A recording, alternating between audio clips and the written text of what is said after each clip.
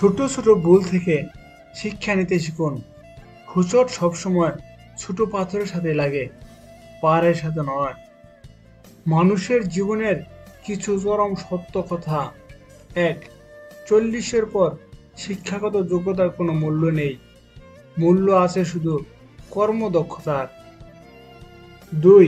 50-এর পর সৌন্দর্যের কোনো দাম নেই, যতই সাজুগুজু করা হোক না কেন, চোখের কোণে কালি পড়বেই। ৩. 60-এর পর অবসর, তখন পুরনো চেয়ারটার কোনো দাম নেই। ৪. 70-এর পর বড় বাড়ি আর ছোট বাড়ির কোনো তফাৎ নেই, কারণ ছেলেমেয়েরা বাড়ির বাইরে, বাড়িতে শুধু বুড়ো বুড়ি। ৬. ৮০-তে টাকা থাকলেও কোনো দাম নেই, কারণ তখন চলাফেরা করার ক্ষমতা থাকে না, তখন দরকার জনবল। ৭. ৯০-এর পর বিছানায় পড়ে থাকা, তখন ঘুমানো আর জেগে থাকার কোনো তফাৎ নেই। শুধু অ্যালার্জি হলে মানুষের চুলকায় না, আপনি ভালো আছেন এটা জানলেও অনেকের চুলকায়। আপনাকে উপরে উঠাতে কেউ আপনার জন্য বসে নেই, কিন্তু আপনাকে নিচে নামাতে অনেকেই তৈরি হয়ে আছে।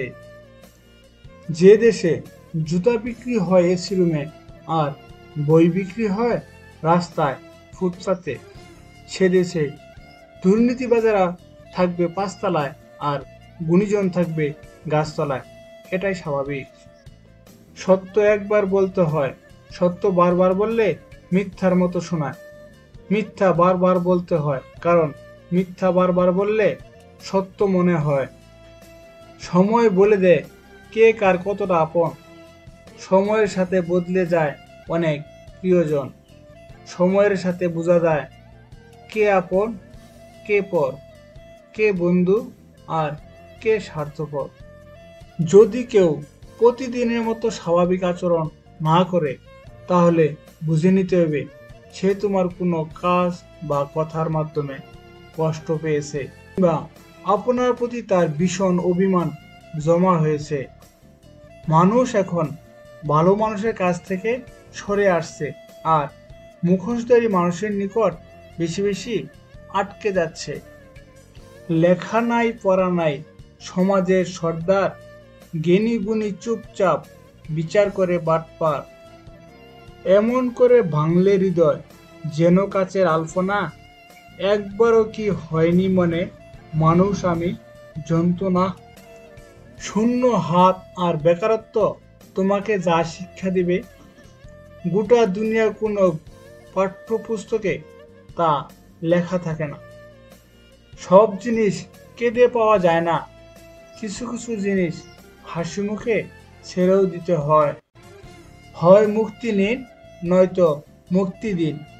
মুক্তির মতো এত আনন্দ আর কোনো কিছুতেই পাওয়া যায় না। আজও পৃথিবীতে এমন মানুষ আছে যারা নিজের সুখের জন্য অন্যকে কাঁদাতে পারে। আবার কিছু মানুষ এমনও আছে যারা নিজে কেঁদে হলেও অন্যকে সুখী করার চেষ্টা করে যায়। নিজের প্রতি উদাসীন এমন মানুষ সবসময় অগোছালো প্রকৃতির হয়ে থাকে। এই মানুষগুলো যাদেরকে ভালোবাসে তাদেরকে মন প্রাণ দিয়েই ভালোবাসে, কিন্তু আফসোস এই মানুষগুলোই বেশি ঠকে।